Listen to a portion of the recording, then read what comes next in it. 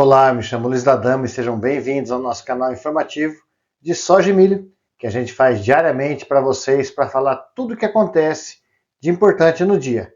E hoje para trazer uma análise em relação ao mercado, principalmente após o relatório do Waze, que trouxe informações alteradas em relação às expectativas. Trouxemos aí redução no caso dos estoques para soja e aumento nos estoques de milho. Então fique com a gente para entender essa análise de como foi o mercado nesse dia 12/8. A soja fechou com 2,1% no setembro, mesmo percentual para o novembro, o que equivale a 21, 22 centes de alta, muito próximo das máximas que chegou a 23, 24 centes para esses 2 meses. Mas é importante analisarmos que na abertura ou que na parte da manhã o mercado operava em baixa, onde chegou a trabalhar em torno de 18 a 17 centes de queda. Mas o relatório acabou mudando toda essa questão do mercado de soja.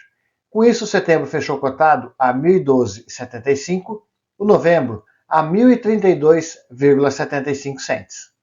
E aqui está um resumo em relação ao relatório do Waze do dia 12/8 para a soja, onde o mercado aguardava aí por uma melhora, ou seja, números mais altos de produção americana em relação aos divulgados no mês anterior, de 118 milhões para quase 119 milhões, mas o número surpreendeu o mercado e veio na casa de 116,8, queda de 1% em relação ao mês passado. Já em relação aos estoques americanos, o mercado também aguardava por aumento. Em julho, o número foi reportado em 8,44 milhões de toneladas e era aguardado em 9,77. Mas o número foi divulgado hoje em 7,89, redução dos estoques americanos na casa de 6,5%. E com relação aos estoques mundiais, que foram divulgados no mês passado em 126,07 e o mercado aguardava por 127,9, veio em 124,9, queda também de 1%. Isso foi suficiente para inverter a tendência de queda na parte da manhã para um fechamento expressivo e positivo.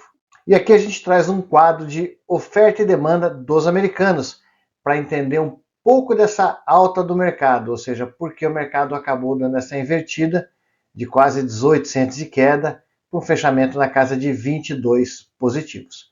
Analisando os estoques finais americanos, nós percebemos que o estoque da safra 25-26 só não é menor do que a safra 22 e 23.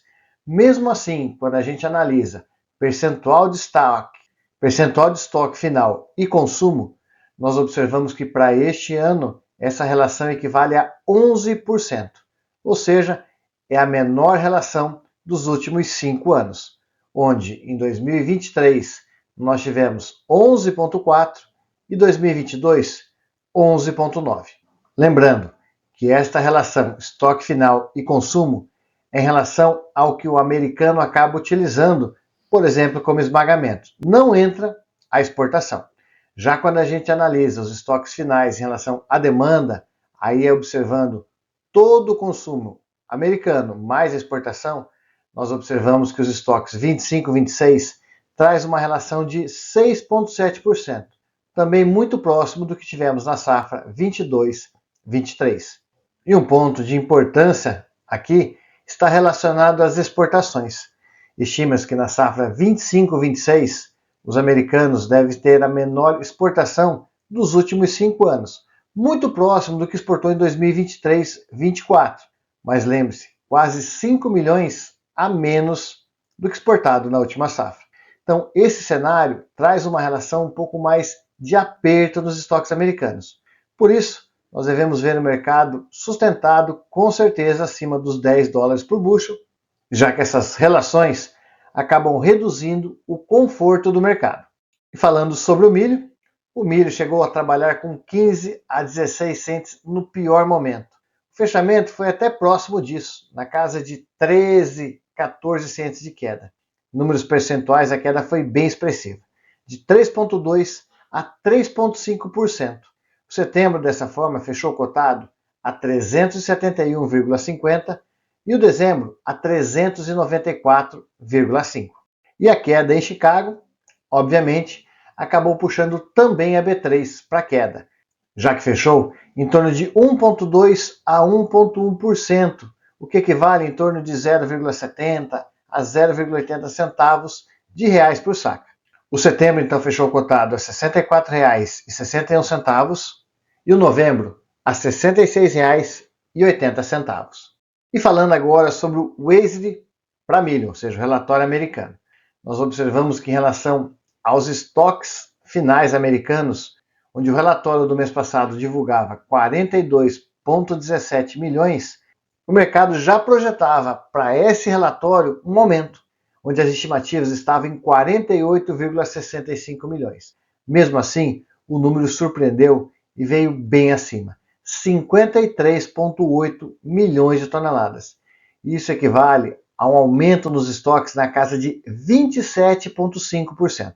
O que também, é claro, ajudou no aumento dos estoques mundiais, que também acabou superando as estimativas do mercado. O número veio em 3,84% maior. E o que trouxe essa mexida em relação aos estoques americanos foi a produção. A produção no mês passado estava estimada em 398,9 milhões de toneladas, com uma expectativa de aumento, vindo neste relatório em 406,2. Mas o número surpreendeu bastante e foi divulgado pelo USDA em 425,26 milhões de toneladas, 6,6% de aumento em relação ao último relatório. E assim como fizemos para vocês na soja, a gente traz agora um quadro de milho americano falando da oferta e demanda. E nós observamos que o cenário ele é o inverso da soja. Com o aumento da produção, o que é uma safra recorde para os americanos e bem superior a todas registradas nos últimos 5 anos, traz um cenário de exportação maior também do que nos últimos anos, onde estima-se que os americanos devem exportar 73 milhões de toneladas. Assim como sua demanda interna também deverá ser a maior dos últimos anos, batendo 332 milhões de toneladas. Isso faz com que a gente observe a questão do percentual de estoque final versus demanda e versus consumo. Quando nós olhamos o percentual de estoque final versus a demanda, nós observamos que o número é bem mais confortável do que os últimos 5 anos. Essa relação nos últimos 5 anos ficou na casa de 8,3% a 11,8%. E esse ano, essa relação salta para 13,3%. Quando você olha a relação estoque final e consumo, ou seja, o que vai sobrar de estoque em relação à necessidade de consumo lá dentro dos americanos, esse número também é superior do que os últimos anos, onde a variação era de 10,2% a 13,9%.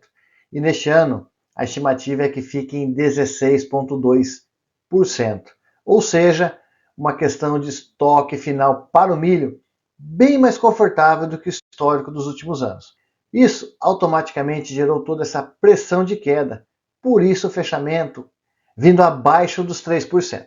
E trazendo para vocês o mercado de dólar, que foi impulsionado pelos dados de inflação dos Estados Unidos, com a CPI avançando 0,2% em julho, resultado que reforça as apostas de corte dos juros pelo Banco Central americano agora em setembro, e reduzem os temores pela estagnação.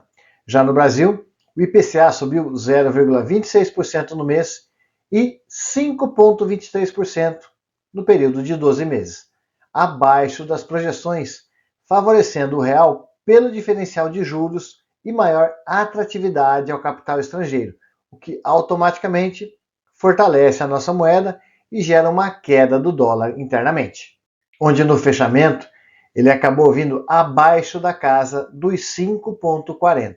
A variação ficou em 5,3862 e 5,4450, para um fechamento na casa de 5,39, queda de 1%. E assim encerramos os destaques dessa sessão, onde tanto para a soja quanto para o milho, o ponto focal foi o relatório do Wasted, que trouxe redução na produção e estoque americano para a soja e aumento nos estoques e produção para o milho também americano. Por isso, mercados estão distintos no dia de hoje.